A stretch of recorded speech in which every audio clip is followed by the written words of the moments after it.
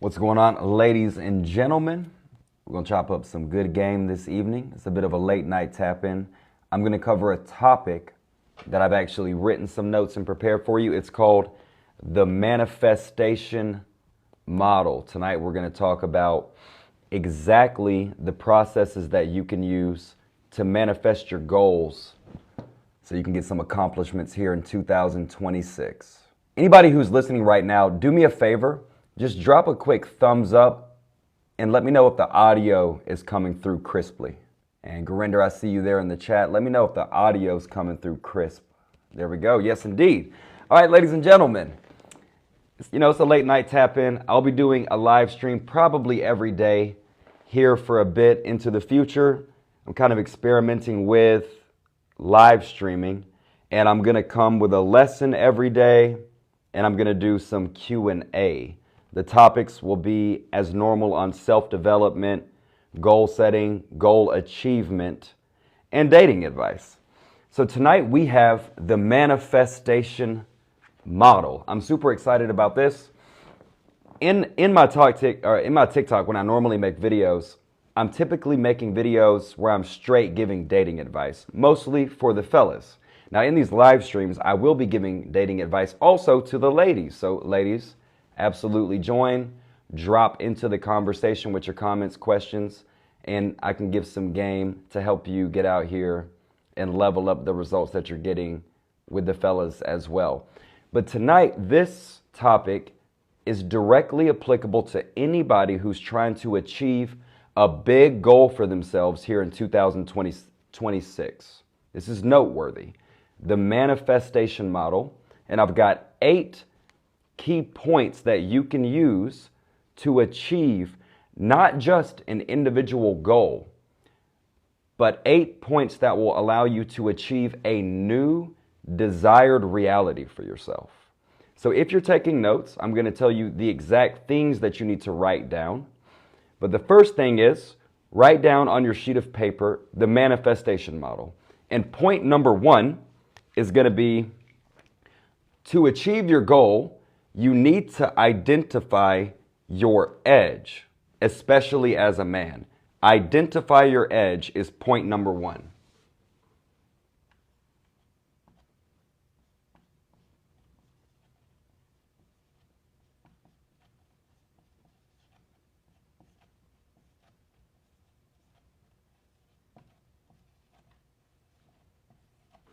Beautiful handwriting. Identify your edge is point number 1. The Way of the Superior Man by David Data. I think chapter 4 in the book is know your edge and lean just beyond it. In my framework, your edge is whatever your current full capacity is.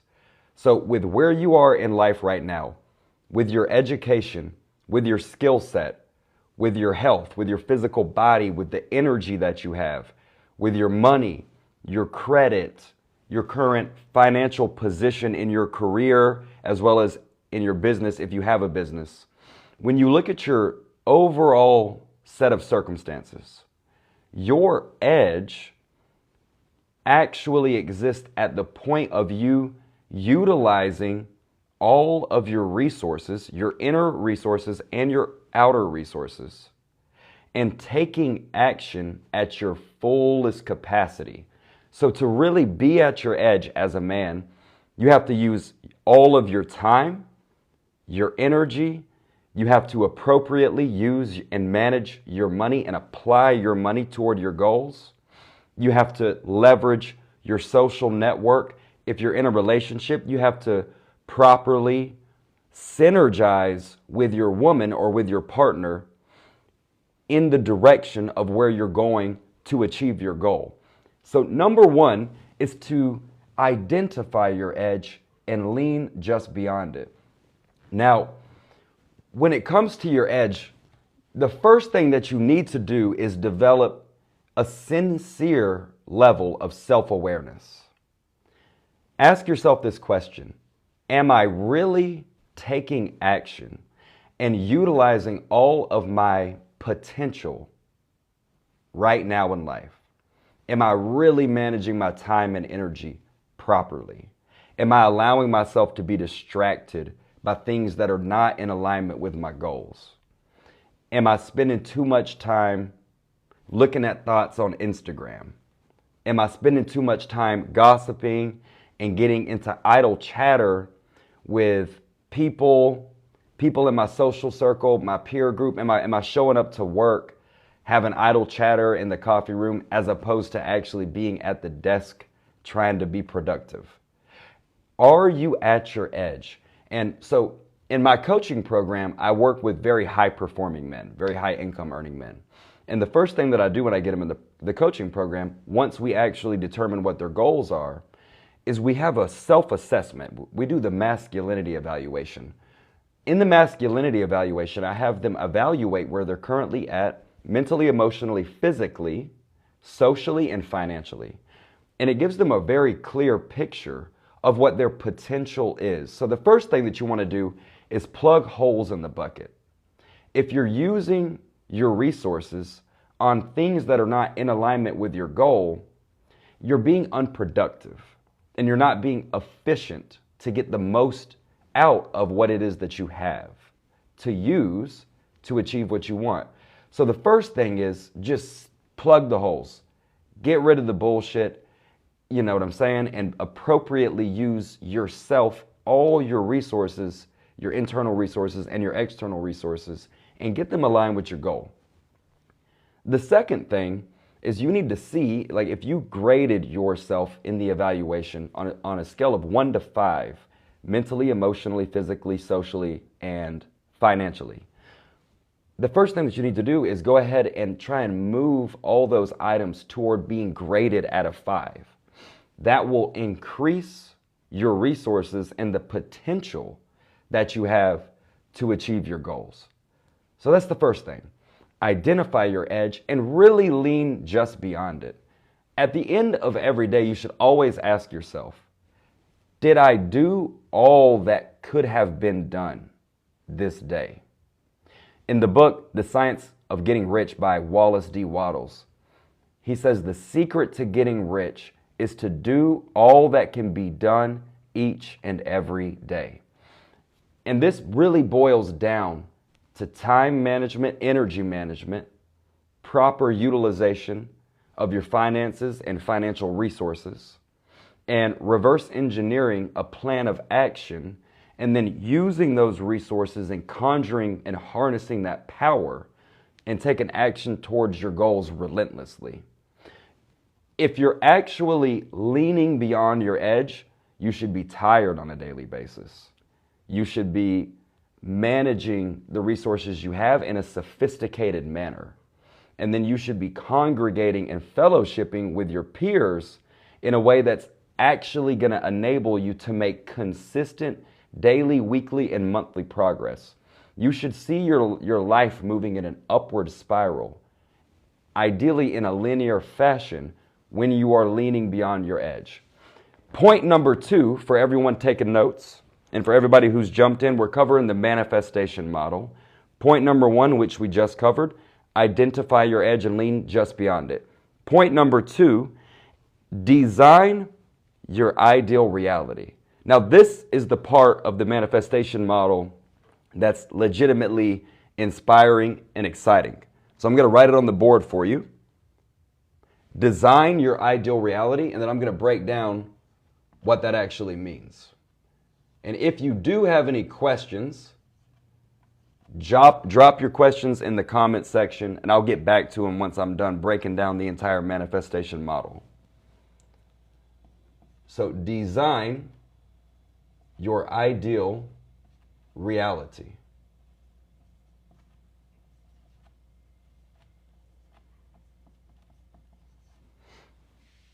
This is critical.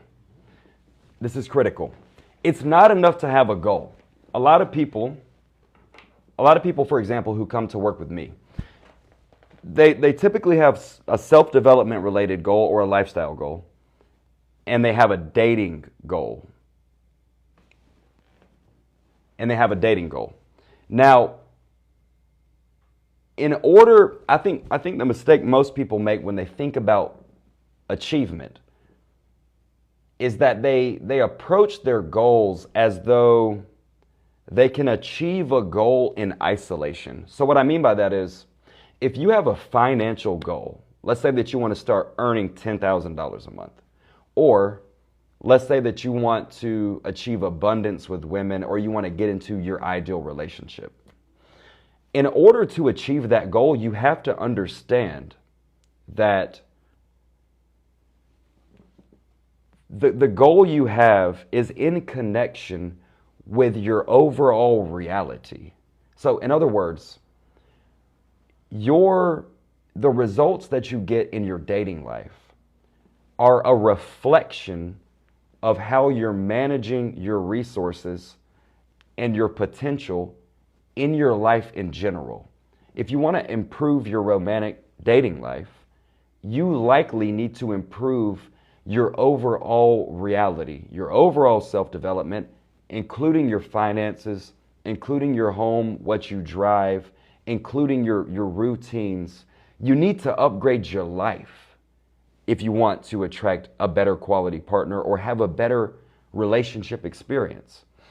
It's very rare that you can actually improve one isolated element of your life. If you want to make $10,000 a month, you very much so likely have to address your diet, your sleep routine, your goal setting. If you want to make $10,000 or whatever your income goal would be, you likely have to address the personal relationships you have in your family, with who you're dating, etc. So the reason in the manifestation model, point number 2 is design your ideal reality, is because whenever you set a goal, what you're really doing is you're saying that you want to have a different experience. You basically want to have an experience on an elevated plane. Now, someone might say they want to improve their credit score so that they can finance, let's say, a better car or their dream car.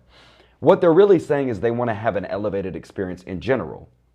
All right. Now, you can have these isolated goals, but understand that manifesting, bringing that into reality, is very much so likely going to require you to upgrade various aspects of you and your general life. So, to design your ideal reality, I give a few subcategories. Again, if you're taking notes, one is going to be your career. Your career, the job that you have, or your business if you're an entrepreneur. Write down career. Number 2, your money. By money, I mean, that's funny. By money, I mean the actual cash you have, the cash flow or income that you have, your credit to debt ratio, your credit utilization ratio, your assets, and how you collateralize them, etc. That's throwing me off. So money. So you need to address your career and your money. You need to also address your home, your vehicle, car, SUV, truck, your physique and your health, and your romantic and primary relationships. So what I instruct people that I work with to do whenever they're trying to manifest is write out what we call a Magnum Opus visualization. In this visualization, I want you to think about, the first thing you're going to do is assess your current reality, where you live. So you're going to assess your career, your money, where you live, what you drive, your physical health and well-being, and your relationships. Take an assessment. You can grade them 1 to 5 or 1 to 10, and take inventory of where everything is currently at in your life. Once you have the assessment, make a determination of how much improvement different areas of your life need. From that point, you need to project and you need to use your mind, your creative imagination, and imagine into the future what reality you want to be experiencing or living for yourself. And the simplest way, the way to organize this activity is that when you're literally writing out your new desired reality, have the categories: career, money, ideal home, ideal vehicle, ideal physique and health, ideal primary relationships, and romantic relationships. And write out the visualization, the Magnum Opus visualization, in the first person present tense, using all 5 of your senses. In other words, you get a literal sheet of paper and write out as if it was unfolding in front of you, like as if it was a movie happening in real time. Write out the reality. So I'll give you a very, very brief example. I wake up in the morning. In my body, I feel sore, energized, and well rested. I sit up in bed and feel my abdomen flex. My body feels strong, healthy, and I feel prosperous. Light cast in from the floor to ceiling window as I take in the morning view over the cityscape and see the mountains on the horizon. I move the Egyptian cotton sheets off my body. I tell my smart home technology to set the temperature to 74 degrees. I get out of bed and place my feet on the marble flooring. You know what I mean? Write out your visualization in the first person present tense using all of your sensory details, and do it by covering these things. And when you write out the visualization, it's an opportunity for you to use your mind to picture what your mental state is going to be like, what your emotional state is going to be like, how you look when you see yourself in the mirror. In your visualization, when you walk into your closet, write out what your wardrobe is, what's your collection of suits, or for my ladies, what's your collection of dresses, heels, what shoes do you have? If you open your safe, you know what I'm saying, what kind of weaponry do you have? What kind of jewelry do you have? What are your prized possessions? And you can detail these things in the visualization and use your mind to put them on paper. And then you can, as you walk into your living room, you can describe the furnishings that you have, the couch, the fine leather couch with the throw on it. You can describe what kind of tapestry you have, what the view from your window is like, what's in your kitchen. Maybe you have a health and fitness goal, so you want to write out all the healthy foods and supplements and things that you use to optimize your health and well-being.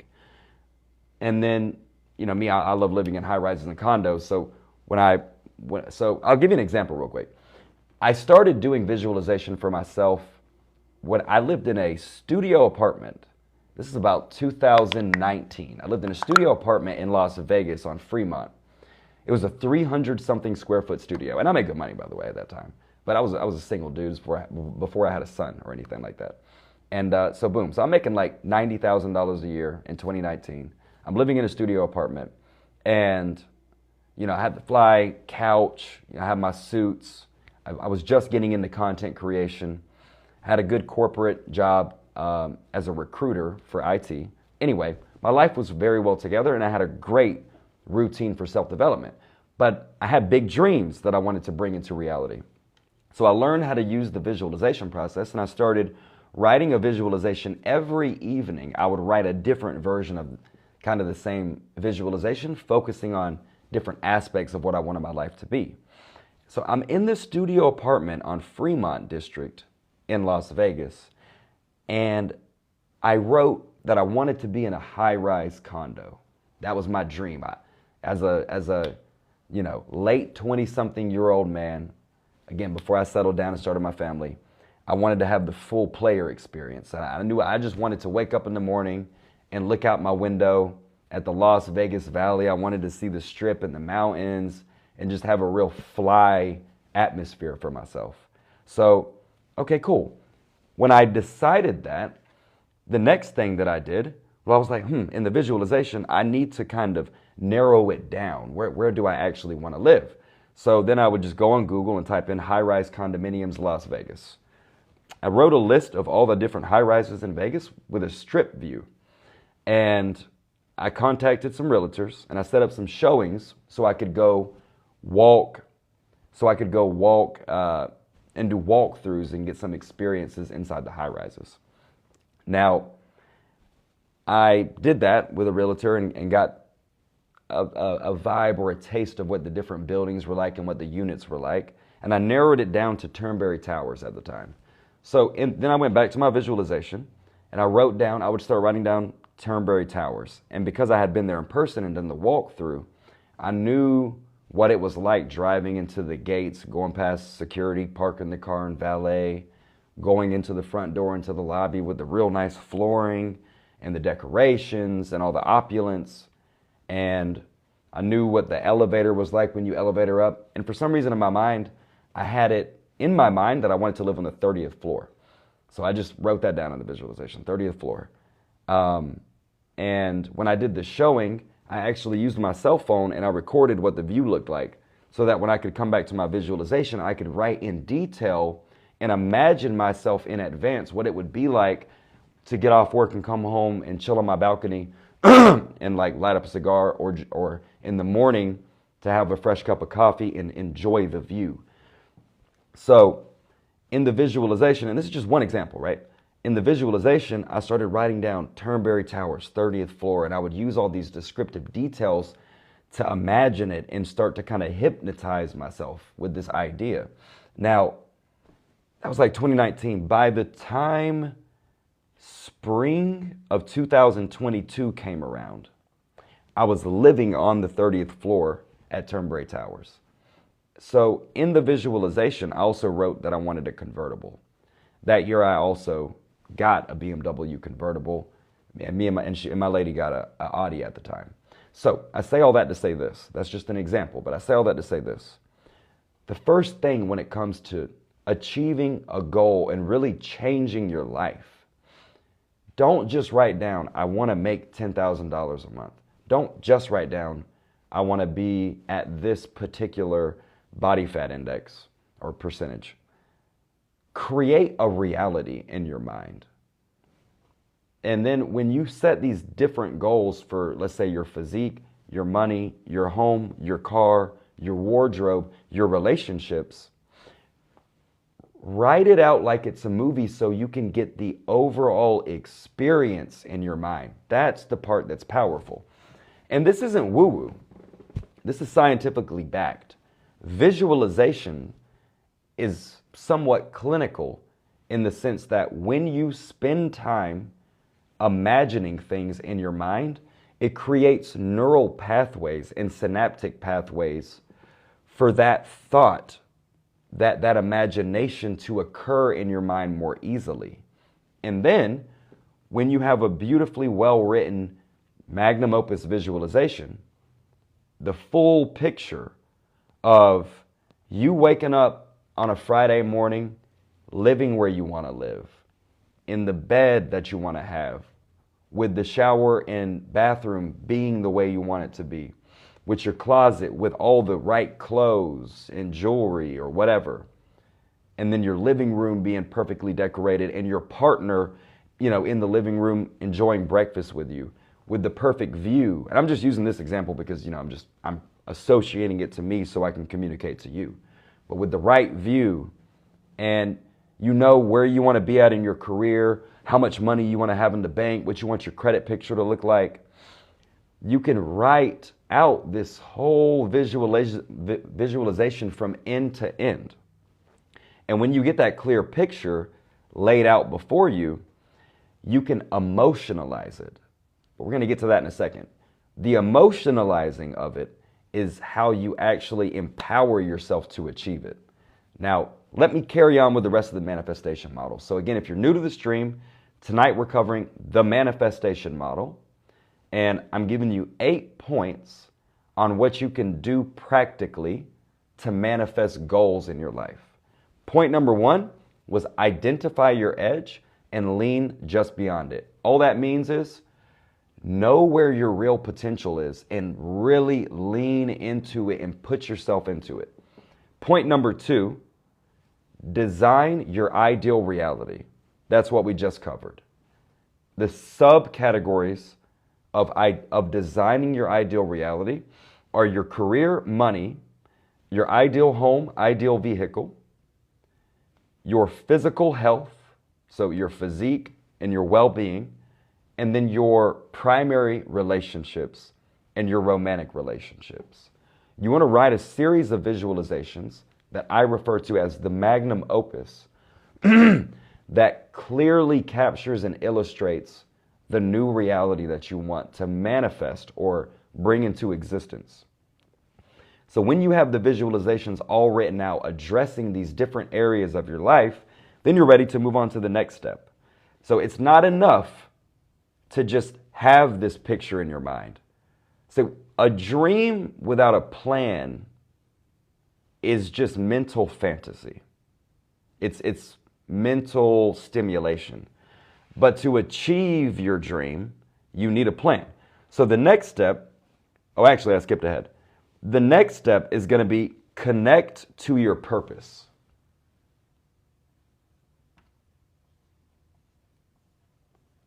Connect to your purpose.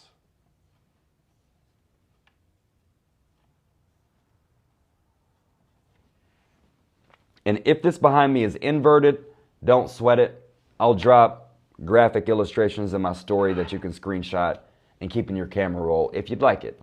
Okay, connect to your purpose. I'm not going to go super long on this one because this is like a deep topic, but I do want to demystify the topic because I do know people talk about things like purpose, source, your higher self, but I want to make it less woo-woo and make it more practical for you. Connecting to your purpose, in particular as a man, but I will describe this for what it means for a woman. Connecting to your purpose as a man, it means that you look at yourself and your life. So yourself and your life in the greater sense through the perspective of being a gift, of giving, in order to make yourself better, make the people in your life better, to add value to them, to add value to your career, your family, and to add value to the world. When you think in those terms, you're basically filtering your thoughts in a way where they are purpose-oriented. You don't need to have like one purpose, like a one-sentence purpose statement. Like that's unnecessary. But you do need to have a general frame of mind for viewing yourself and your life and the impact of your life as being a gift.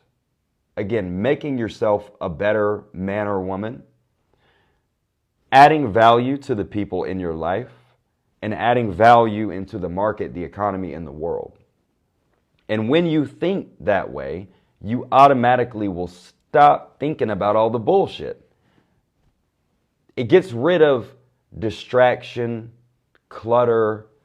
It gets rid of unconstructive thought processes and behaviors. And it gets rid of low-grade, degenerate thinking. And this is really important. If you don't want to be spending time, especially as a young man or an older man for that fact, always thinking about what you can take. It makes you a smaller man or individual, and it makes it less likely that you're going to get the thing that you want in the first place, because nobody wants to be value leached. So when you think about yourself and your life from a perspective of being a blessing or a gift and adding value, it simultaneously will make you think in a way where you're more likely to take the right actions to achieve. And it will make you more attractive. And it will make you live a better life, and it'll make you more valuable to the people around it. So again, I don't think you need to have like a purpose statement, but you need to think in a purpose-oriented way. And when you do this, it tremendously enhances the overall quality of your life. The other thing that I want to say about purpose that I think this is a unique contribution, my perspective on it, is what I tell my clients when they get in the coaching program with me. Everybody gets in the coaching program looking, obviously, to achieve some kind of abundance with women or to get into a long-term successful relationship. But we have a holistic approach. The first thing I do is reorient them on the fact that, okay, I'm not about to teach you how to get one particular woman or how to get women in general. I'm going to teach you how to achieve an elevated experience or reality that will make you more attractive to women and much more powerful in terms of getting the results that you want. When we have the visualization of the reality that you want to live as a man, it doesn't matter if that means marriage or you having 7 girlfriends. Like, I'm not here to judge. I don't really care. But when we have the visualization, the first thing we do is connect to our purpose and then purify yourself. You got to purify yourself.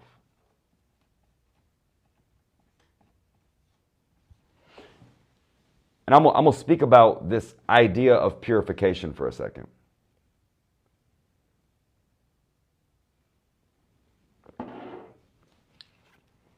Purification is incredibly important. In order, and I'm going to speak to the men right now, in order to be truly powerful and to be able to achieve positive results on a consistent and reliable basis, you need to be in an empowered state to do that. To do that, your mind, your emotions, your physical body, your finances, and your relationships have to be clean. Degeneracy is one of the fastest ways to set yourself into a downward spiral towards failure. Success begets success. So if you want to achieve goals in any endeavor in life, when you know the reality that you're moving towards, you need to become pure from the inside out and get rid of the bullshit in your life. Get rid of the negative thoughts. Get rid of the unfocused thoughts, the things that are not in alignment with your goals immediately. Emotions. You need to learn how to meditate and reflect and understand what is creating emotional chaos and what is leading you toward being emotionally dysregulated. And you need to free yourself of low-grade emotions.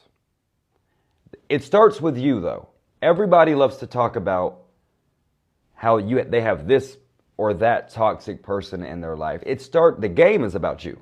First and foremost, the game is about you, because even if you are in a toxic relationship, you're responsible for being in the relationship. So blaming the other individual is not something I ever have any tolerance for when I'm working with a client or when I'm trying to encourage people. You need to get rid of identifying with low-grade emotions. And then you need to disconnect from them and reject them. You need to reject them. So in my coaching program called Apex, I have a curriculum. The first part of the curriculum is called Masculine Mastery. In the curriculum, we break down some self-development concepts. These apply to women as well. Identity, psychological, emotional, and physiological reprogramming. I don't want to get too deep into the science of it, but basically, for you to achieve a new reality, you have to likely change your entire identity, or at least upgrade your identity. It doesn't mean you have to become a different person, but your identity, your mindset, and what you resonate with has to change for the better. Right? It's a positive thing. In order to do that, you have to start with the most basic element that makes up you, which is your thoughts. Your thoughts are the building block of who you are. So when you have a thought, the thought stimulates neurons in your brain and sends electricity to other neurons in the brain. Depending on how you're thinking, it creates neural pathways to connect bits of information together in your brain to form ideas or pictures. This is what we're saying when we say think. The thoughts that you have then send electricity down your spine through your central and vagus nervous system, and they activate or stimulate your organs. Your organs then produce hormones that distribute throughout your bloodstream and create chemical reactions. Those chemical reactions they send signals back up into the brain where it's then interpreted as an emotion. So it creates a feedback loop. There is a direct correlation between what you think and how you feel, and vice versa. So your emotions can influence your thoughts, and your thoughts can influence your emotions. To change your identity, it basically means that you have to change the way you think and feel for a sustained period of time. It's a lot easier said than done. So let me make this really practical.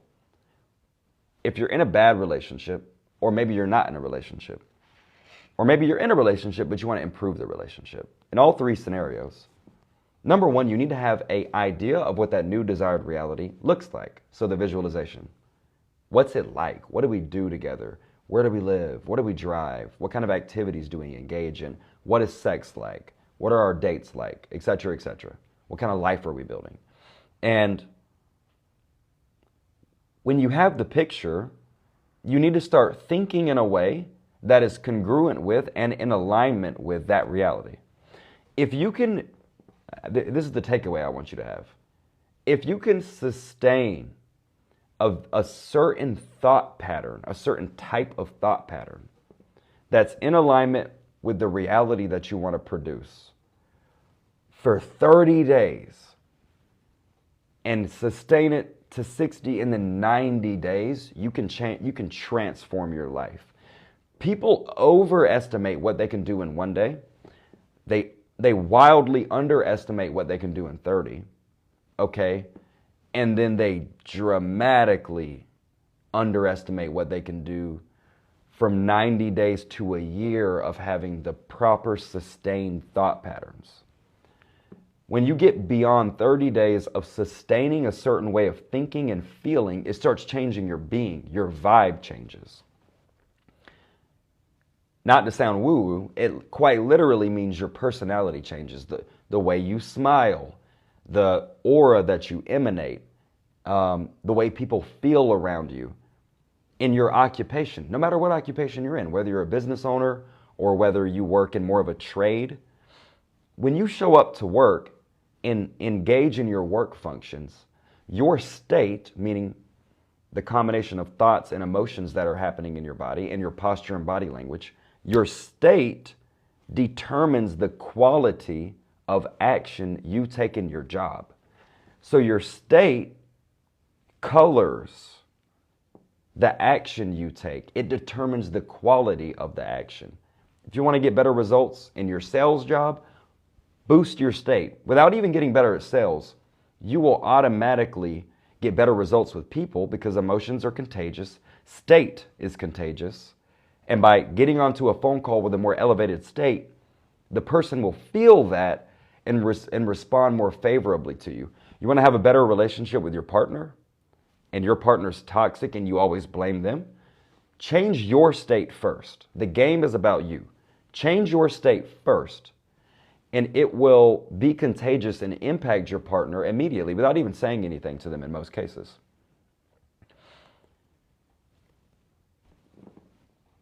So to change your identity, you need to sustain a very particular type of thought pattern that will produce your emotions, and then consciously manipulate your body language. So smile, stand up tall, have a front open body language and demeanor, carry yourself correctly as a man or a lady.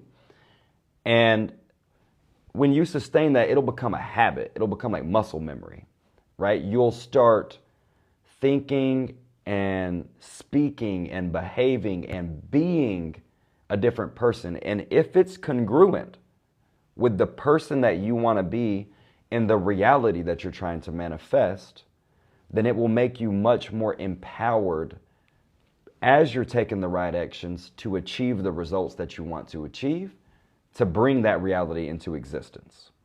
So let me tie it all back together. Tonight we're talking about the manifestation model, and I have 8 points. Point number 1, identify your edge and lean just beyond it. So realize your full potential and really put it all on the table and try your best. Number 2, design your ideal reality.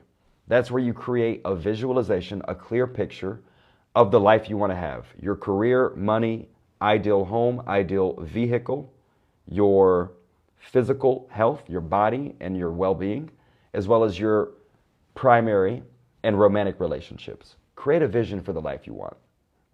Then connect to your purpose and purify yourself. Get rid of negativity, toxicity, and make sure that what you're engaging in is truly nourishing to your mind, your emotional body, your spirit, and your overall well-being. Purify yourself. Now, number 4, for everyone taking notes. Number 4 on the manifestation model, reverse engineer your trajectory. Reverse engineer your trajectory.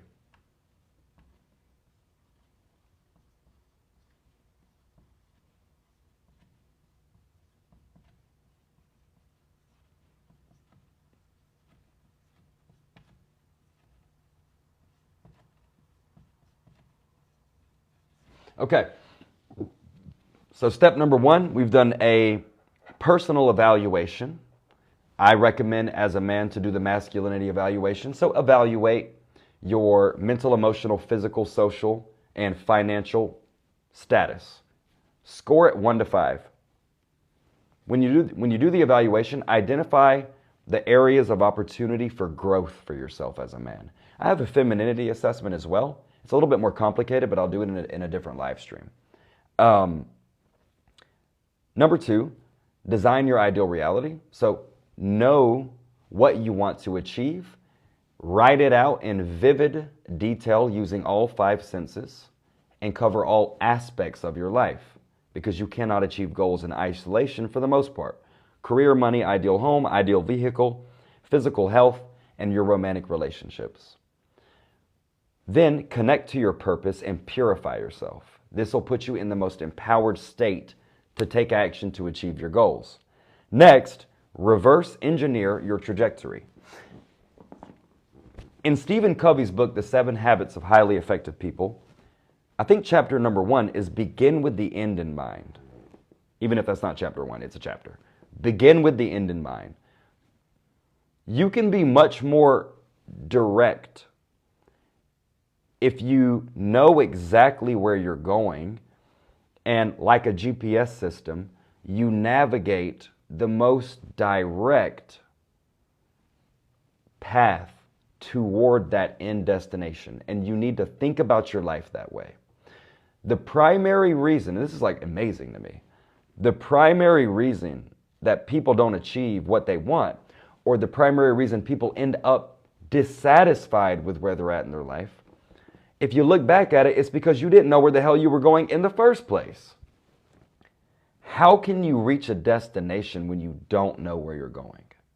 So when you have the clear visualization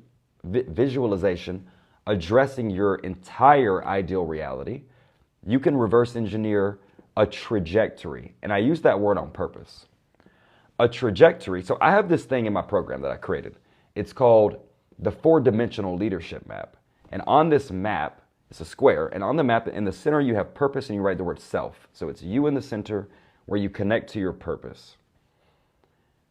Now, the reality is this. The first thing you need to do is figure out exactly where you are in life. So I have my clients map out where they are.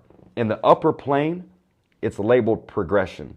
In the lower plane, it's labeled regression. And then you can, most people are on a tangent. So the truth is this. Almost everybody has goals, like things they want to achieve.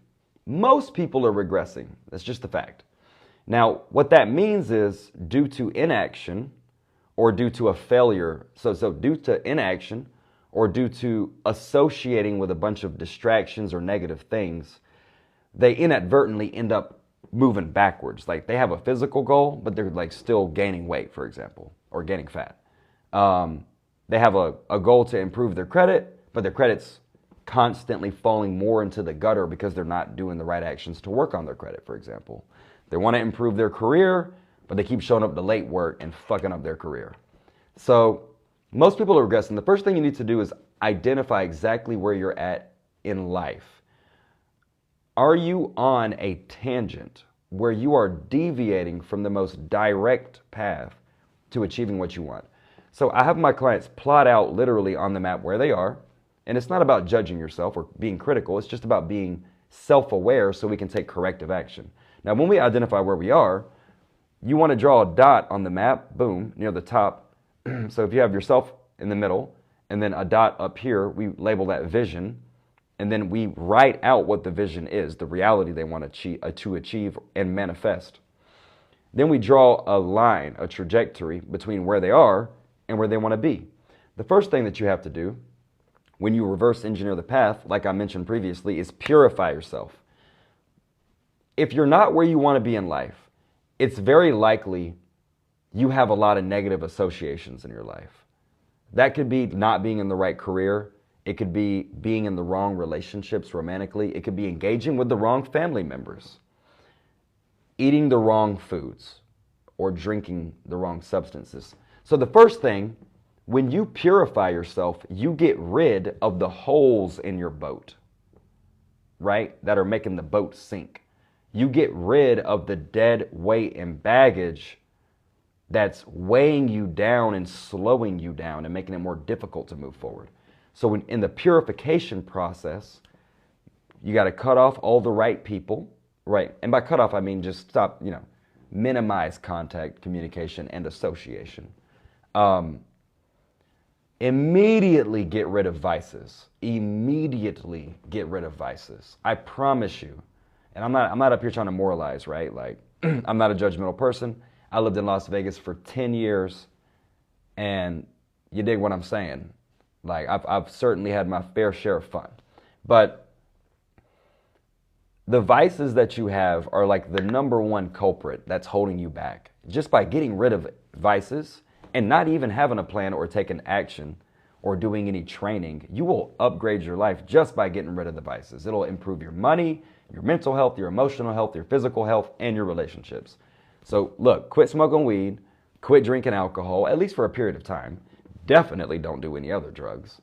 And get rid of the negative people in your life, the people that you know are toxic, or the people who are not in alignment with your goals, the people who don't have a like-mindedness, and whose activities are not synergistic with where you want to be in life. Even if it's a good person, you can't spend too much time congregating with people if where they're headed and the things that they're doing do not correlate with where you want to be going. So purify yourself and get rid of all of that negativity and dead weight and just the things that are a mismatch for who and where you want to be. Now, when you reverse engineer the trajectory, it's like this. A lot of people pick goals arbitrarily. And what I mean by that is, let's say they want to improve their financial status. They may say, okay, I want to make $10,000 or $20,000 a month, or I want to have this arbitrary credit score number, or I want to have a high quality woman or a high value man. People will just like say shit like that. Number one, that's not super helpful. So you need to write a visualization and know what the overall reality looks like. Now, when you have that, what you need to do is this. Let's just make this very practical. So like, let's say you want to buy your dream car. Okay. So in the morning when you get up, figuratively, take action to go buy the dream car. When you go buy the dream car, identify why you can't buy the dream car. Is it your credit? Is it your credit to debt ratio or credit utilization? Is it a lack of proof of income, for example? Whatever the case. Identify the exact reasons that you can't simply do the thing or get the thing. Those become your goals. So when you think about writing a goal, think more in terms of setting a clear trajectory to getting where you want to go in life in terms of the overall reality. And like imagine just accessing it immediately and then identify the exact things that stop you from bringing it into fruition. So like what's stopping you from buying your dream wardrobe, jewelry, car, getting into your home, having the woman you want, or for the ladies, having the man you want. Like what's stopping you? Address that. Those are your goals. And then you want to order your goals like in order of the most immediate obstacle, so on and so forth. So you just list your goals out from where you are on the map to where you want to be.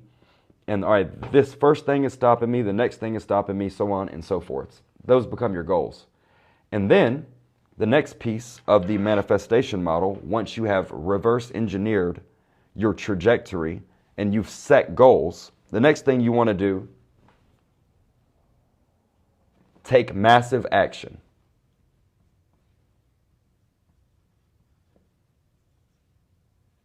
Take massive action.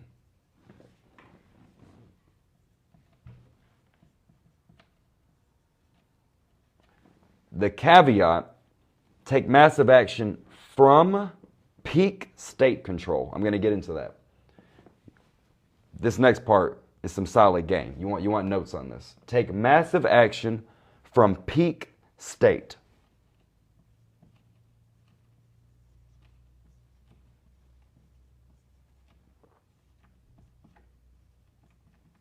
All right, let's super quickly recap.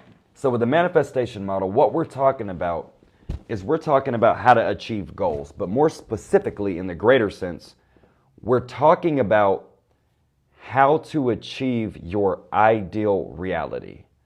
And we break down your ideal reality in terms of your career, money, your ideal home and vehicle, your physical health, and your relationships. That's your ideal reality. You want to write a clear visualization so that you can imagine and experience in your mind the reality.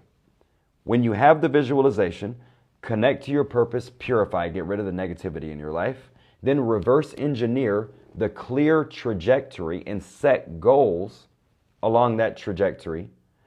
Then you take massive action. It's just that straightforward. Now, I view myself as a performance coach, right? Like in what I do, even though I'm labeled a dating coach, I'm a performance coach. Let me explain why I say that. So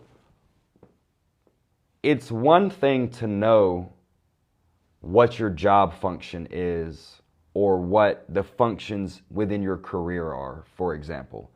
It's one thing to know that. It's one thing to try and have a script to use to go spit some game to a woman. It's a totally, like if you've ever heard the saying, it's not what you say, but how you say it. So it's one thing to have the framework of the functions. It's another thing to be able to execute the functions from a superior state of being. That is the greatest determinant of the results you get. It's the state that you're in when you're taking a certain action. So if I was going to approach a woman somewhere, I would probably say something to the effect of, "Excuse me, I thought you looked really nice and I just wanted to give you that compliment." I could say it in a variety of ways. I could open completely different ways. I could compliment her or not compliment her. It really don't matter. What matters is that she's attracted to me because of my state, because of my posture and body language, because of how I choose to smile, because of the aura that emanates from me, because of my overall complexion. I look healthy and mackish and fly, how I'm dressed, etc., etc. The state is what attracts her, not the words. You dig? So the same thing is true in most things you do. If you sit down and have a study session, if you go to the gym, if you show up to do your job, like in sales or some other kind of career path, the state you're in when you're executing determines the result that you get more so than the actual thing that you're doing, right? Two people can read the exact same sales script in a sales call and get wildly different results because of how their state makes the person on the receiving end of that script feel. And again, the same thing is true when you take action toward any kind of result. If you're in a disempowered state, if you feel lazy, sluggish, tired, unmotivated, distracted, etc., when you go execute a workout routine, it produces a dramatically different result than if you felt empowered, motivated, you felt focused, free of distractions. You know what I mean? You felt strong, rested, rejuvenated. Executing the exact same workout plan produces wildly different results based on the state you're in at the time of execution. So I say all that to say, if you want to reliably and consistently get better results, start learning how to control your state and learn how to access your peak state. Everybody's peak state is different, but you need to learn how to access your peak state. And there's three basic elements that make up your state. It is mental, emotional, physiological. Mental, emotional, physiological. The unification of mind and body is what creates peak state. Another way of saying this, if for anybody who's nerdy like me about this kind of stuff, you could Google search brain, heart, nervous system coherence. That has to do with the electricity that fires along the superhighway of your nervous system. The electricity is magnified or enhanced at the time that it's firing, so the signals are communicated at a higher fidelity. Anyway, the simple way of saying it is when your inner dialogue is super dialed in and it's super aligned with what it is that you're doing. When your inner dialogue is aligned and your emotions are on point, you're not being distracted, again, you're not being weighed down by something negative or toxic, and then your physiology, so literally your posture and body language, the way that you do or don't smile, your facial expressions, how you move, how you use your body, when your thoughts, emotions in your body, and your physical actions are aligned, that is how you access peak state, when they're aligned. So what I teach my clients is to gain control. Okay, so we all have something called state set point. Your state set point is when you wake up in the morning, what is the natural state of mind that you access? What are your thoughts like naturally? What are your emotions like naturally? What's your posture and body language like naturally? Do you typically wake up kind of lazy, unmotivated? Do you typically wake up thinking about your goals and dreams in a really vivid way, in a way that excites you and gets you fired up in the morning? Or do you wake up pessimistic, thinking negative, distracted, hard to focus, a little bit foggy? That's your state set point. You don't need to judge yourself or criticize yourself about it, but you need to be aware. Even if you wake up very dialed in, even better. You can upgrade it even more. To influence your state, you need to have a set of daily rituals. A set of daily rituals. A couple of things that you can do. I recommend I put everything in routines. So a morning, evening routine is really good. But you want to have a gratitude practice, a visualization practice, an incantation practice, so affirmations. And affirmations is not woo-woo. It's just a way of training yourself to think so that eventually your automatic thoughts become positive and powerful. So affirmations, I recommend meditation, reflection, relaxation, and bioenergetics, which is more complicated. But the daily rituals, you can integrate your rituals in your morning and evening so that every day, as you go about your normal day, the activities you engage in are bolstering your state and putting you into an overall good mood and empowered state. I'll give you an example. The routine that I did, having a son, my live, completely current. Oh, give me a second.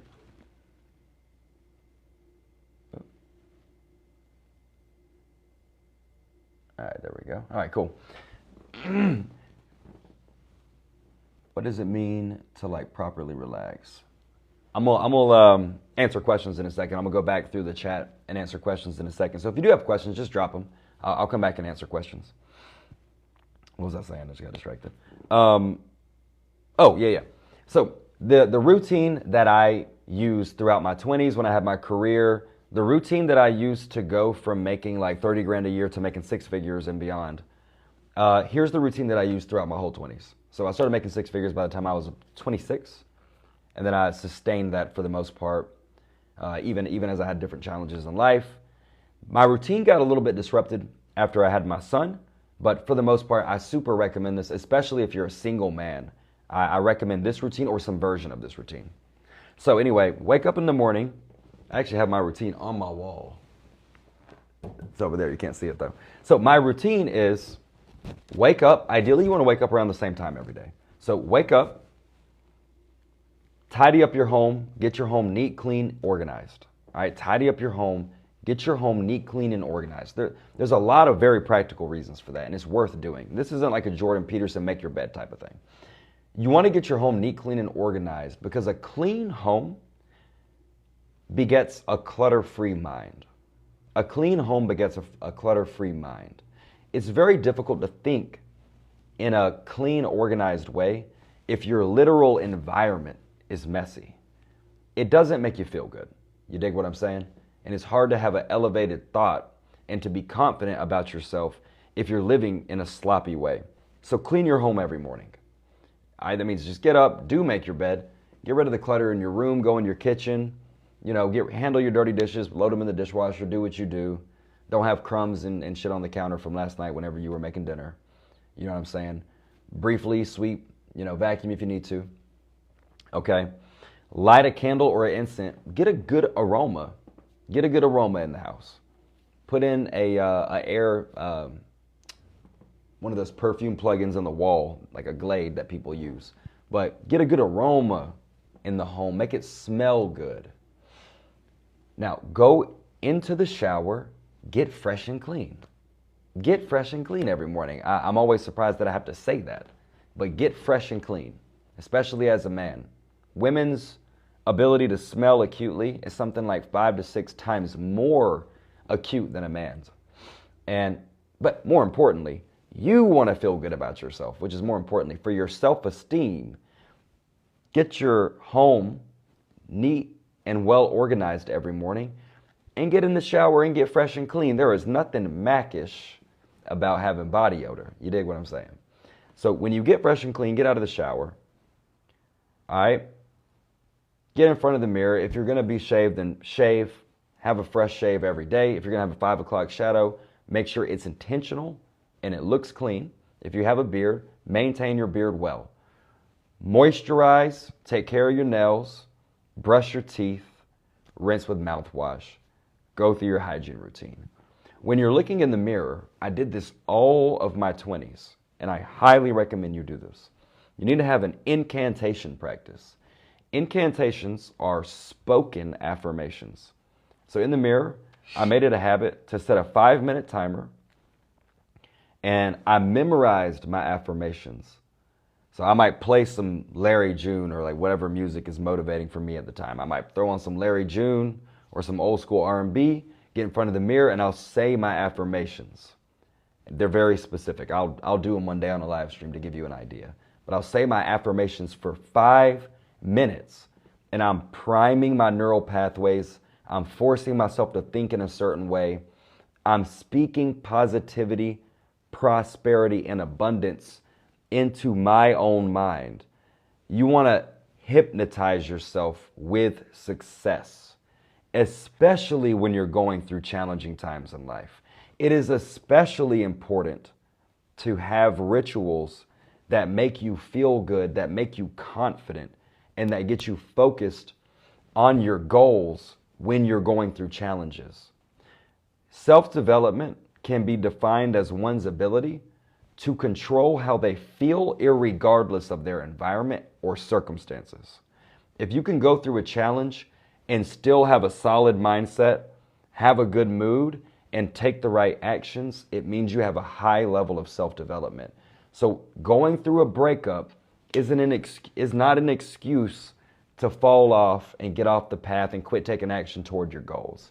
Going through a breakup is not an excuse to become depressed and stay depressed. You dig? Losing your job is not an excuse to enter a depressed mood and stop being productive and taking action, or to start skipping the gym or start eating bullshit. Control the way that you think and feel. Control your state. So anyway, I do a 5-minute incantation practice. Go back into my closet, get fresh and clean. Dress like a player every day is one of my personal rules. So get fresh and clean, put on a good outfit. Even if you work from home, a lot of people work remote today. That's all good, but you still need to look good. Why? For you. For you. The game is about you. And all of these practices are things that you want in you and not on you. You know what I'm saying? Back in the day, it wouldn't be nothing for me to throw on a blazer and some Steve Madden loafers and go to Whole Foods and get a green juice. It's like people be like, Cam, like, why are you like planning on spending some game or meeting some females while you're out? Not per se, but I look good for me. I like to dress good. When you look good, you feel good. And when you feel good, good things happen. So wake up, ideally around the same time every day. Make your bed, tidy and clean up your home, get in the shower, go through your personal hygiene routine, get in the mirror, set a 5-minute timer and do your personal incantations for 5 minutes. After that, put on a good outfit and get fly. Next, go to work and do what you do to make your money. If you're a business owner, handle your business functions. If you have a job, clock in on time, stay focused, execute your work shift, and don't allow yourself to become distracted during your workday. And don't allow yourself to get away with low quality effort. This is big. On a quick side note, everything that you do becomes habitual. It actually becomes a neural pathway in your brain. So even if your employer or your manager can't see you taking some half-ass action, you are making that a habit. And when you become a business owner, you're going to have the habit of being half-assed, and being half-assed for years that you're going to be fighting against. You need to develop the habit of executing from a peak state and trying hard to achieve your goals in everything you do. In everything you do. You know what I'm saying? I was about to make funny examples. But okay. Okay. Go to work and handle your business. All right? Make your money. When you get off work, eat a healthy lunch during the day. Don't eat a lunch that weighs you down. Try to cut out fast food. Cut out fast food. That shouldn't be a try. Cut out fast food. But try to cut out the quick serve food too. Eat some lean meat. Get you some vegetables. Fruit's cool. You know, whatever your diet plan is. But the thing is, during the day, eat food that's going to give you the right fuel without weighing you down too much. Try to save your heavier meals for the evening, because it takes up about 80% of your body's available energy to metabolize and digest food. So during the day, get the quality nutrients that you need, but avoid really getting full, because it's going to make you tired and sluggish, and you're not going to be able to execute on your goals as effectively. Now, after you get done with work, you need to have some kind of exercise. So Back in the day, I would always hit the hot yoga studio or go to the gym and lift weights. Those are my two, well, and or go on a jog. But you need to have a daily exercise, 7 days a week. 7 days a week. Your body's meant to move every day. I'm not saying that you need to lift hard every day, but you need to exercise and at least go take a walk every day. There's no reason that you can't go for a walk. So at the bare minimum, you need to have a time of the day where you exercise or at least walk and get it into a routine. On a quick side note, for all my fellas that are trying to learn how to meet women naturally more effectively, what I recommend you do in your day, so whenever you go to get lunch, back in the day, I worked in an office when I worked as a corporate recruiter. So I would go to Whole Foods in Las Vegas. I would go to Whole Foods to the town square, grab a green juice or a smoothie or whatever I felt like eating that day from the hot bar at Whole Foods. And I'd probably campaign to some females to go back to work, finish work, clock out. And then I would go to the hot yoga studio because there's a lot of females there. Or I would go to the gym. And you want to use, because you're going to be doing this every day, you want to use those as social environments where you can get mirror exposure with women. So don't go, a lot of guys ask, like, how do you hit on a woman in the gym? You really shouldn't hit on a woman in the gym. What you should do, though, is get to know the women in your gym. So don't think about it like hitting on them. Think about it like getting mirror exposure. Just be friendly and cool. So learn the art of being able to create casual conversations.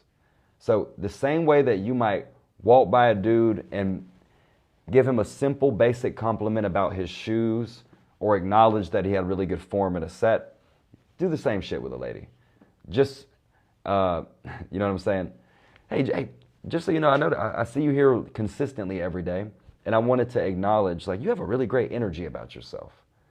Oh, she'll go, oh, thank you so much. Yeah, my name is Cameron Devon Crew, by the way. What's your name? My name's Angela. All right, nice to meet you, Angela. Anyway, enjoy your workout.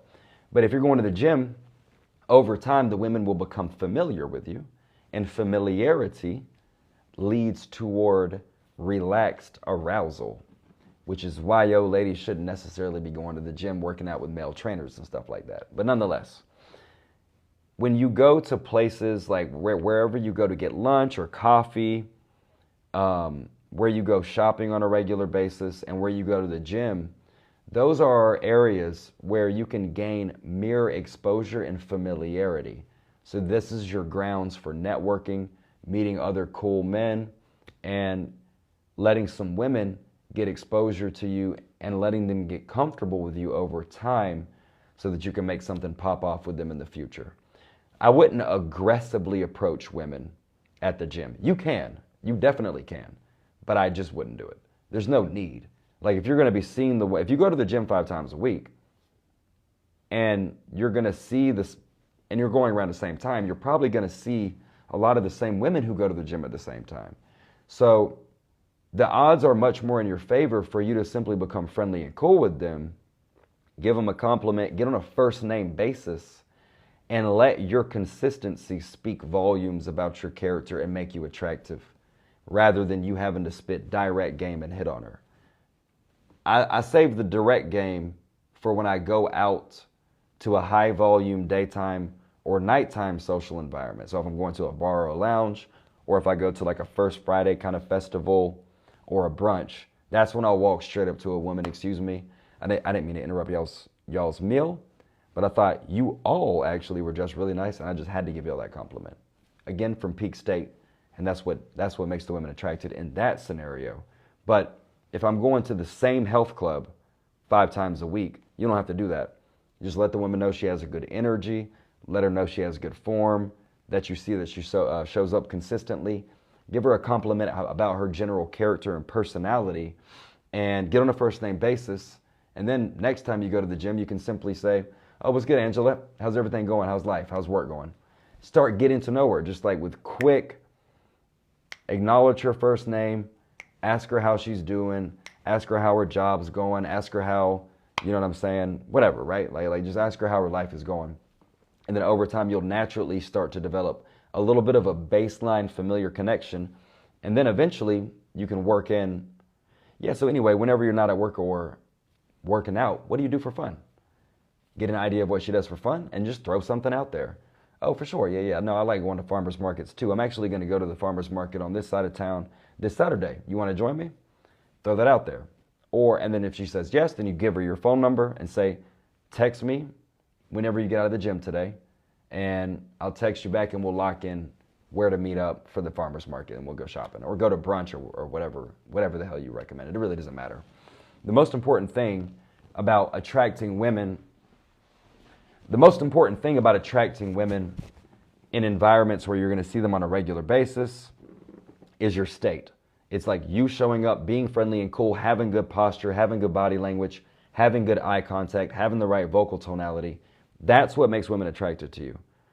If you're in an environment where women see you regularly and they don't become attracted to you, that's actually an indication that there's something wrong with your state or your demeanor. Attraction is an emotion, not a choice. In other words, if you are attractive, women will be attracted to you, irregardless of their preferences or whether or not they're in a relationship, as a matter of fact. Just because I have a woman, if I see another woman who's fine, I'm still attracted to her. You feel what I'm saying? Because she's fine. It doesn't mean I'm going to act on that, obviously. But the same thing is true for men, though. If you, as a man, are attractive, the mere exposure of women seeing you and being around you on a regular basis will make them become attracted to you. So if women aren't developing secret crushes on you at work or at the gym or other places that you frequent, it might mean that you're not as attractive as you think you are, and you should address that by working on your overall self-development. Anyway, let's get back to the routine. So let's cover the routine. All right, wake up at a regular time, tidy up your home, create a nice aroma, throw on an essential oils diffuser, incense, light a candle, hop in the shower, get fresh and clean, get in front of the mirror, set a 5-minute timer, and do your incantations, speaking peace, prosperity, and abundance into yourself. After that, go into your closet, choose a fly outfit for the day, even if you work from home. Choose a fly outfit, get fly. Now you're looking good, you're feeling good, your home is clean, you've created a good positive baseline to start your day. I would also add, by the way, a gratitude practice every morning. It's impossible to simultaneously feel grateful for yourself, for your home, for your environment and what you have, and also feel depressed or negative. You can't be angry and grateful at the same time. You can't be lonely and depressed and grateful at the same time. So gratitude is the most powerful baseline emotion that you can start every day from. After that, go to work, do your business function, do your job function, and make your money. When you get off, then eat a light, nutritious meal during the day. When you get off, go handle your exercise. After that, come back home, go through the routine again. So tidy up if you made a mess, on your way to work in the morning. Quickly tidy up. Make a healthy dinner. Make a fresh pressed green juice. You feel me? Get some water with some lime in it. Make some Tulsi tea. Pour a cup of coffee if you need the caffeine. I love caffeine, so I'll drink coffee all day. But get a caffeine. Make a healthy, nutritious meal. So lean meat.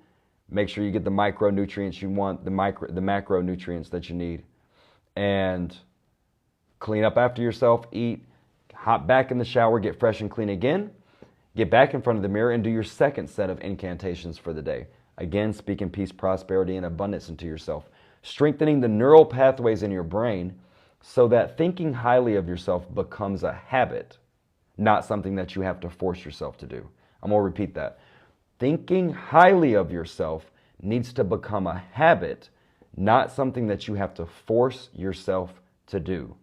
If you experience approach anxiety when you go out and you happen to see an attractive woman, or if when you're at work and you have to speak in front of your peers, whether that's virtually or in person, when you get on a sales call, if you feel anxiety, when you have something crucial coming up at work and it gives you anxiety, your self-talk creates, as I explained earlier, the emotions that you feel in your body. So the way that you think, the exact neural and synaptic pathway that fires as you think, sends signals through your nervous system into your body that produces hormones, that produce chemical reactions that create the the emotion interpreted in your brain. For you to have the empowered state that you want to achieve your goals, you need to make thinking highly of yourself the habit. Thinking highly of yourself needs to be a habit. Now, moving on with the routine. The last thing after that, I recommend doing a nightly visualization. A nightly visualization. You can set a timer for 20 minutes and write out one page in a composition folder. Write out one page and pick an aspect of your desired future reality that you want to achieve. Pick an aspect of that and write a clear, vivid visualization. So let's tie everything back in together. So tonight's stream was about the manifestation model. And we have the points that we covered for the manifestation model. Identify your edge and lean just beyond it. This means know what your full potential is, know what you're capable of, and utilize all of your inner and outer resources at full capacity to achieve your goals. Number 2, design your ideal reality.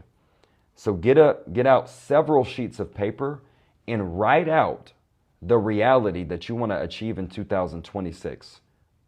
Write out the reality using all 5 senses in vivid detail and cover your career, money, ideal home, ideal vehicle, physical health, and your relationships, especially your romantic relationships. This is going to become your magnum opus visualization. When you have the magnum opus visualization that you write in the present tense as if it's happening in real time, you reverse engineer a clear trajectory between where you are in life and the end destination of where you want to be. Write a clear trajectory and plot out the goals.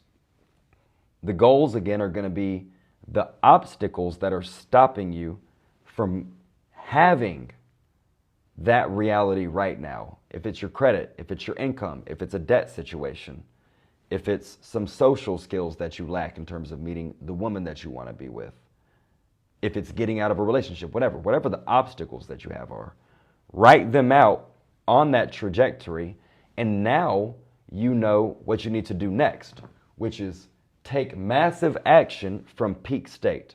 Take massive action from peak state. Again, the mental, emotional, and physiological state that you're in determines the quality of action that you take, and it determines the quality of result. If you want to get a consistent result, control your state. If you're at peak state and you do 100 sales calls, you're going to close more deals than if your state is up and down. If you're going out to meet women naturally in person, if sometimes you feel anxious and nervous, shy and timid, and then sometimes you happen to be confident, your results are going to be random based on how you feel. So you need to have state control.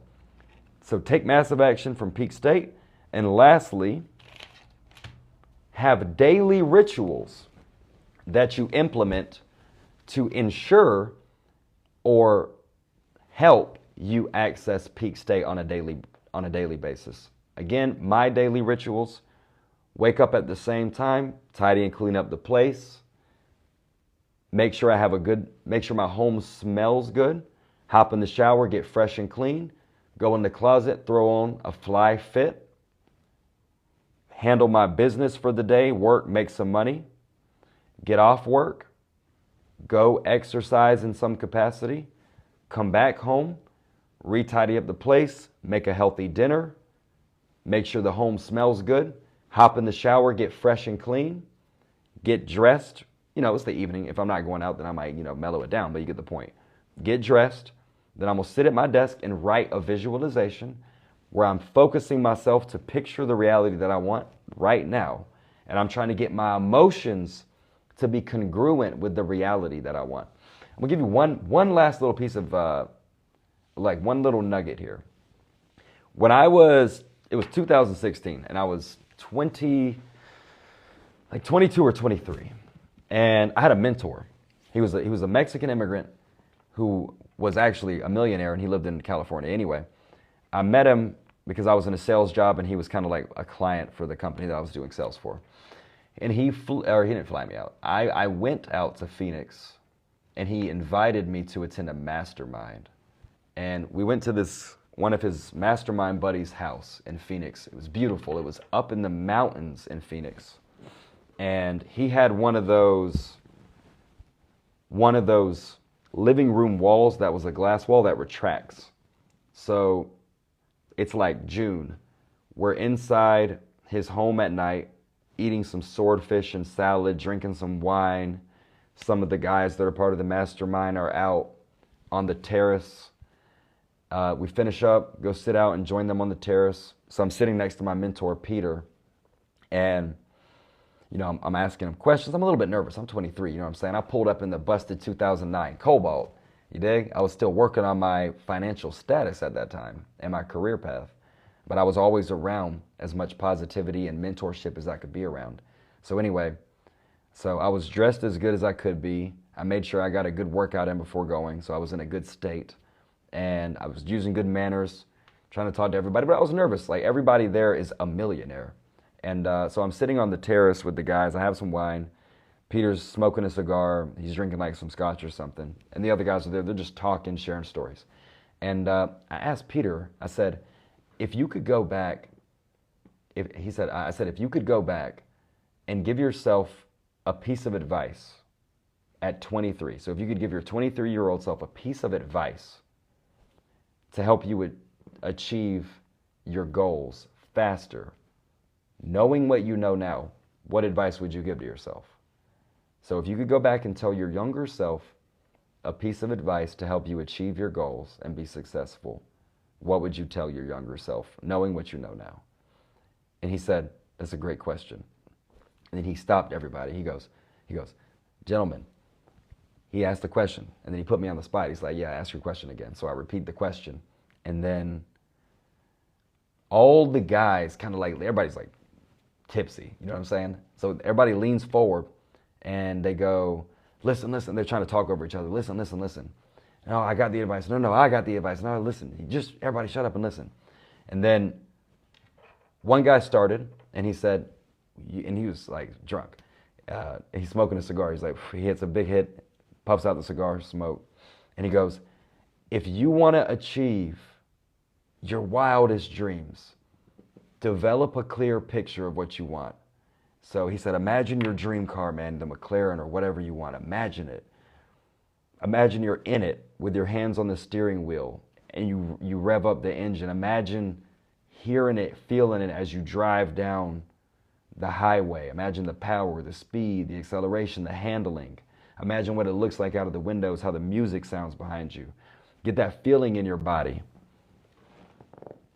And if you can feel it in your body, if you can feel that way, how you would feel with your dream car, if you can feel that way now, that's how you bring your reality to you. That's how you use the state to become more powerful, so that the actions that you take are more effective, more consistent, and that they produce a more reliable result. So it's not a cheat code, but it's the cheat code. State control is what they told me. So the guys were like, yeah, man, every day when you get up, I don't care how broke you are or what you're going through. I don't care if your girlfriend just left you. You need to manipulate how you feel every day and take action toward your goals from as an empowered state as possible. And that's how you achieve results. And it's the truth. Even guys that I coach for their dating, everybody's always asking me, like, what's the line? What's the strategy for how to get women? You feel me? There's a strategy, but it's not about that. If you want to achieve success with women at an elite level, which is I'm at an elite level. If you want to achieve success with women at an elite level, and I describe that as there's no possible way that you can get whatever woman you want. That's like not possible. But you can have control over being able to get any kind of woman you want, if that makes sense. So if you want to get super fine women that are submissive, cooperative, that have a good head on their shoulders, that have a good character, yeah, you can get that. You can control that. You just can't control getting it with any particular woman. But the way that you control that is by developing what I call Macish energy. The vibe, the confidence, the mindset, the behavioral mannerisms, the body language. It's all of the things that you can't buy. It's how attractive you are. So your Macish energy is what attracts the women to you in the long run, right? And then sure, you can have strategies and skills that you use to be a little bit more effective at that. But at the end of the day, it's always going to boil down to your energy, like your self-development, basically. Yes, indeed. Ladies and gentlemen, I'll be on for about 5 more minutes, man. If y'all have any questions, just go ahead and drop them in the chat, and I can respond directly to any questions that anybody may have.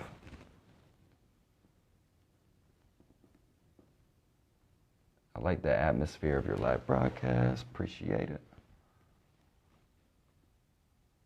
I need a female to read my chat to me when I'm live streaming. So I'm going to be live streaming every day.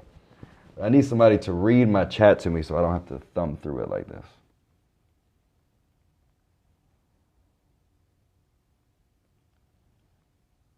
Somebody said Phoenix. Shout out to Phoenix. I did not like Phoenix. I ain't gonna lie to you. I did not like living in Phoenix, but I've lived all over the country at this point, so it was kind of a cool. It was cool to experience, I guess. Let's see. Somebody said, why don't you get your moderator to pin the questions? Somebody said, how would you punish yourself if you don't do your checklist for the day? I wouldn't punish myself. As a matter of fact,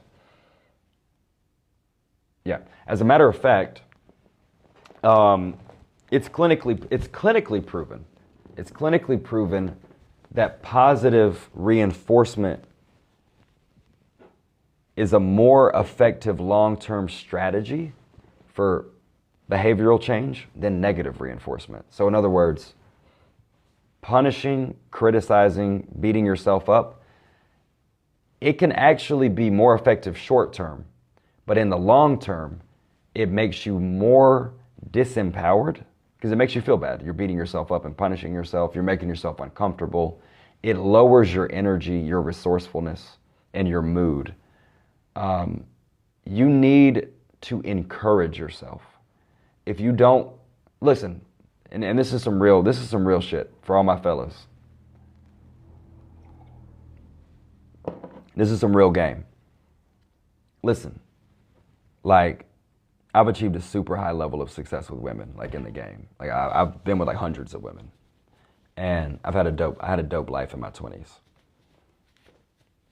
Like, the game is one of the most difficult things I've ever achieved. It was more difficult than like developing a successful brand or business or whatever the case. It was more difficult than my career when I was in corporate America.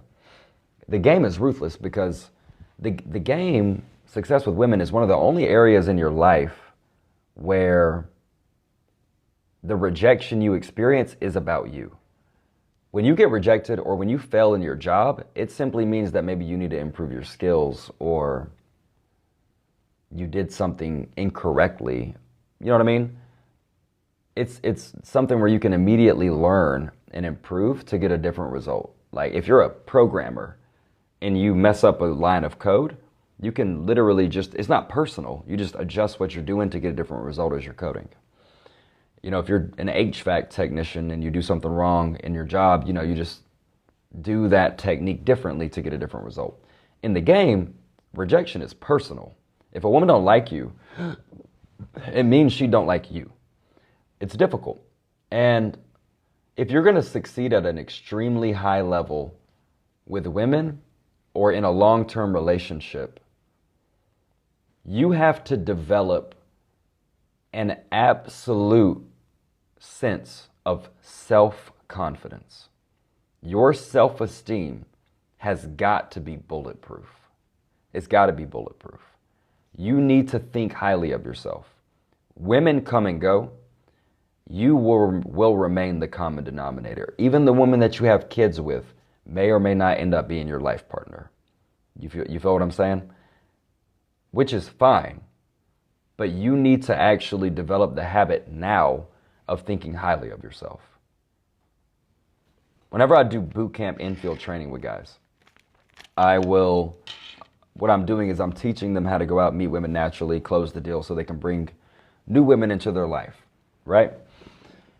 So on like the first day or night out, I might have them like approach 50 women. And the reason is not because you need to approach that many women to be successful. The first reason is I want them to get comfortable. I want it to be shocking so they get comfortable with rejection, so to speak. Because I don't care how good looking of a guy you are, how much money you have. If you go and approach 50 women, you're mostly going to get rejected. Most women are not going to like hook up with you. So, you know, at best, they'll be like casually polite, but they're not gonna like, you know what I'm saying, link up with you and hook up with you that day type shit. So you need to understand that like I'm not for everybody, not everybody's for me, and you need to develop a sense of core confidence where you have a high self-esteem about you because you like you. You're not perfect, and you're never going to be perfect. What you can do is work on getting yourself into an upward spiral and trying your best to take the right actions consistently. That's how you produce a successful life, and that's how you achieve things. Take the right actions consistently as much as you can. You're going to fail. You're going to make mistakes. Sometimes things will work. Sometimes things won't work, and it's all gravy. But in life, I have found that, especially with men, we've been conditioned to only give ourselves props when we really achieve a milestone. Like you feel good about yourself when you check items off your list. So when you buy the car, you feel good about yourself. When you move into your new crib, that's fly, you feel good about yourself. You got to stop that habit. You got to feel good about yourself because you are you. Even while you're a work in progress, while you're leveling up. Let me tell you something. Self-esteem is your opinion of yourself. Others' esteem is other people's opinion of you. Self-esteem cannot be earned outside yourself. I really want the men to listen, like really, really receive what I'm saying. You cannot earn self-esteem outside yourself. So what I mean by that is a lot of influencers today, and coaches and just society in general, they tell you that as a man, you will be confident once you achieve certain things. Sorry, I'm looking for something. When you achieve certain things, that's when they tell you that you can feel good about yourself. Psychologically, you're setting yourself up to structurally have a low self-esteem. So I do a one-on-one coaching, and the guys who can afford to work with me make really good money. So I have millionaires that are in my one-on-one coaching program. And I could give you countless examples. Some of these guys run marathons. You know, they're super physically impressive. They have thriving businesses here in America. Like one of my guys is an 8-figure entrepreneur out of New York. You know what I mean? And he's like a Mexican immigrant, and he's self-made. I say that because you would think that that person would have a lot of confidence. It's not inherent. If you structure your psychology to feel good about yourself based on external achievement and validation, you structurally are creating a pattern where I call it, I will feel good if, I will feel good when. So for example, the guy who has an 8-figure business, his whole 20s, and this dude's like a millionaire, and he's only 35. His whole 20s, it was grind, grind, grind, grind. I hit this plateau, I hit this milestone, I bought the house in Manhattan, I bought my dream car, this Dodge Trackhawk, this, that. I got the wife, all right, boom, he's checking off milestones. And when I met him, like, when I met him, my first impression was like, this guy's not very confident. Not that I said that to him, but, you know, that was my first impression. And as I got to know him, I started to understand why. And he was in a marriage, and like his woman lost respect for him, basically. And well, part of that was just because she wasn't a good quality woman, but like, nonetheless, the woman was like feeding back to him his internal dialogue. His self-esteem was low because he was licking that "I'll be confident when," and that was the framework for how his mind worked.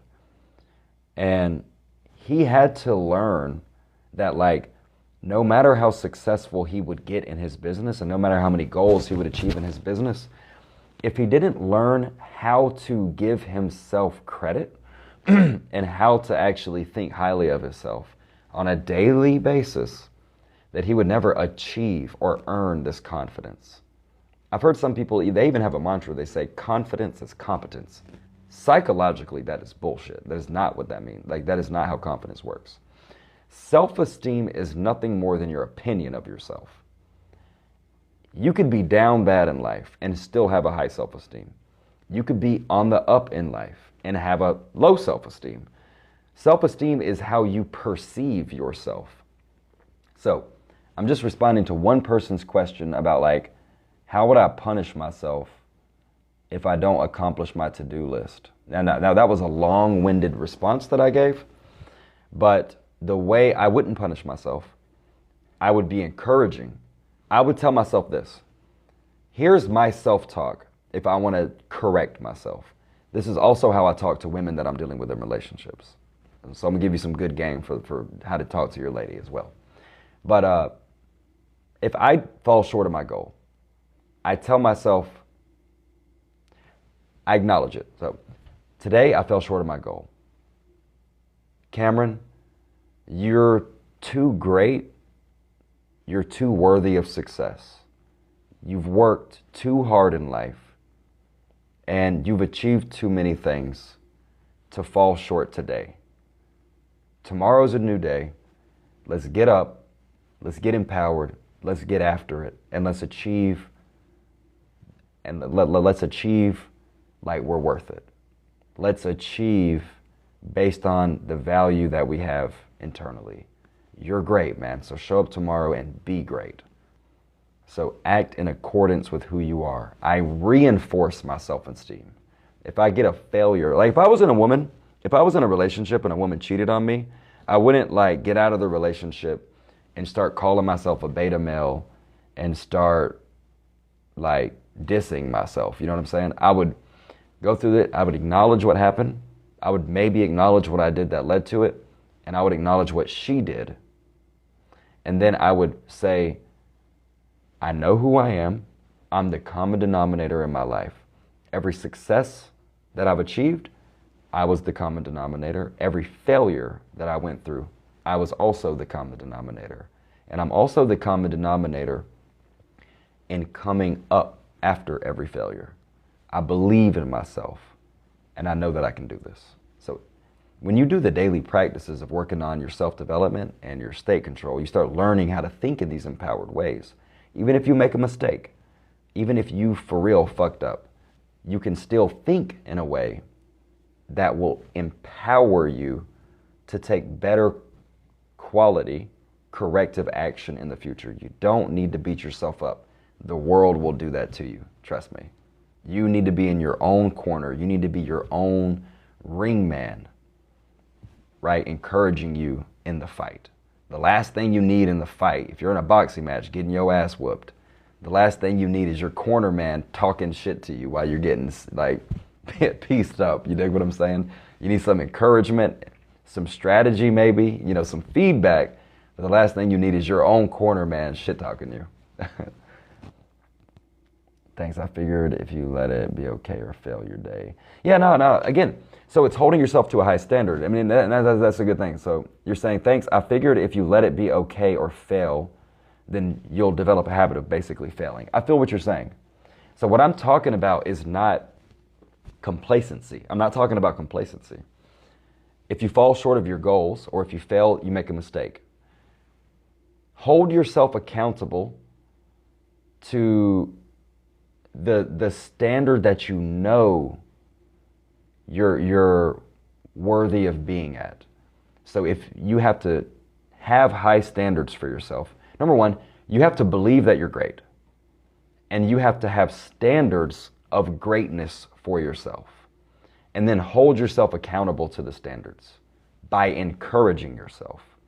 So if you believe that you are capable of doing more and you hold yourself accountable to that standard, it will correct your behavior. Talking shit to yourself is unnecessary.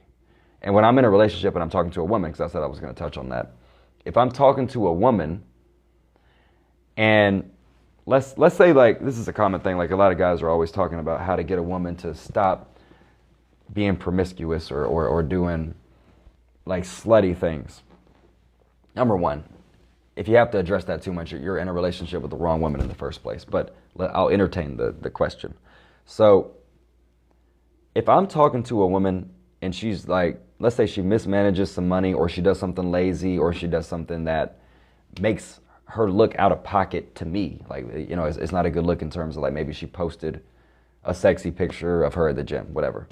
I would say it would be a very similar conversation. I would say, I'm surprised that you acted that way, because so far you've demonstrated that you have potential to be a great woman.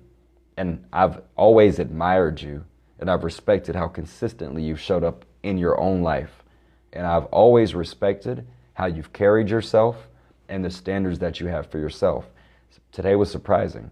I never thought that you would have responded to somebody who would DM you knowing that you're in a committed relationship with me. I was surprised today, and I'm disappointed.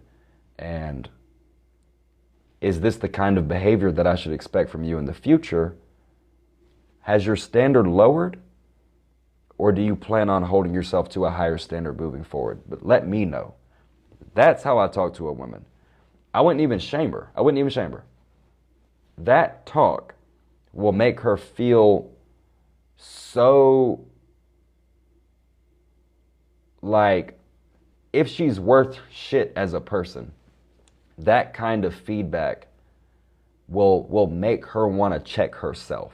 I wouldn't have to check her. I'd look at her like, damn, like what you just did today was disappointing. Like I never thought that you'd be capable of behaving in such a low standard way. Is this the new standard? What should we expect moving forward? That's what I would do. And then if she didn't want to hold herself accountable to a higher standard, I would charge her to the game and go replace her. It's one of the beauties of having game. You can replace them.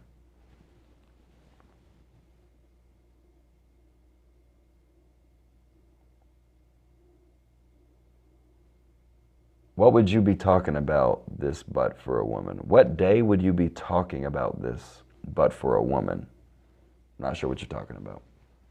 You gotta ask complete questions. All right, guys, I'm only gonna be on for literally a few more minutes. Somebody said, what if I have a lot of self-doubt and that translates to a lack of confidence that shows? That's a self-development problem. So again, I don't know if you've been on for the entire stream, but I really went deep into in the manifestation model. I covered the daily rituals that you need. Neurologically, your self-esteem is the product of your neural pathways.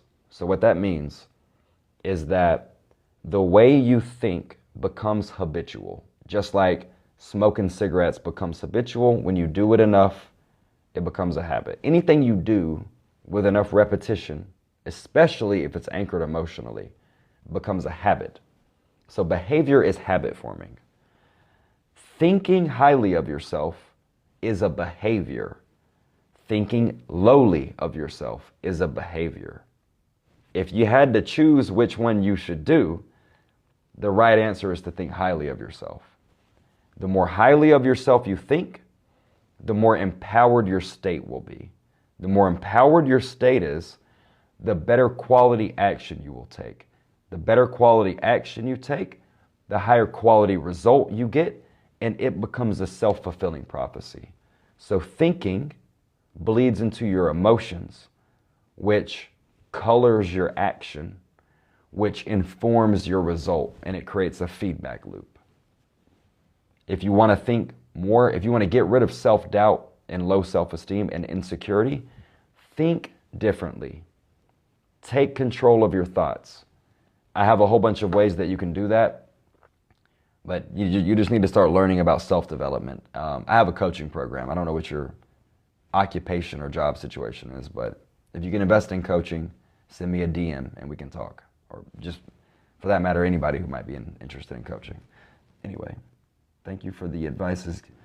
The advice you're giving is for men today, but will you be giving advice for women on a specific day? Absolutely. Marshmallow, I will be giving advice for women. I will be giving advice for women. And Ernesto, I see you. Just send me a DM and just say, hey, it's Ernesto from the live stream, and I'll respond to you. I will be giving advice for women. Now that I'm live streaming, I'll be able to talk and kind of cover both sides. You know what I mean? So my forte is to talk about dating, relationships, romance, and I've really elevated my community and my content and my content so that it can adhere to my 4 survival scrolls, which is masculine, social, romantic, and leadership mastery. But in the so that's for men. In the live streams, I'm going to be talking about all of that, but also I'm going to be spitting some game for the women so y'all can choose better men and so you can create your own behavior in relationships. A lot of women are out of pocket today. Yes, indeed. Yes, indeed. So, listen, this is my first live stream, so I appreciate those of you who actually joined for the whole stream. And I'm going to holler at y'all. It's 2:30 in the morning over here, so I'm going to holler at y'all. I'll probably go live 1 or 2 times tomorrow. I'm not on a schedule yet, but as I get more used to doing this, I'll probably pick a time and try to be consistent with it. But y'all have a beautiful day or evening, whatever time of day it is for you. I'm going to holler.